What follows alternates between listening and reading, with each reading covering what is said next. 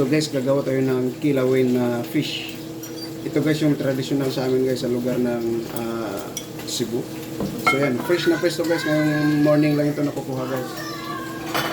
So ngayon, lagyan natin ng tomato,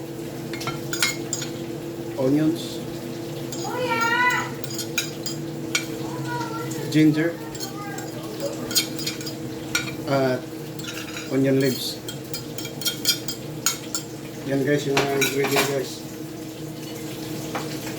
Lagyan natin guys ng salt, sugar, and then vinegar guys. Then i-mix natin guys pag ganun. Mix natin guys. Sige na. So ito na guys yung pinaka-output ni guys ng kilawin. Sarap yun guys. Naku, sariwang isda yun guys ha. Yun guys. Kilawin na isda guys oh. Sariwa to guys. Ngayong gabi.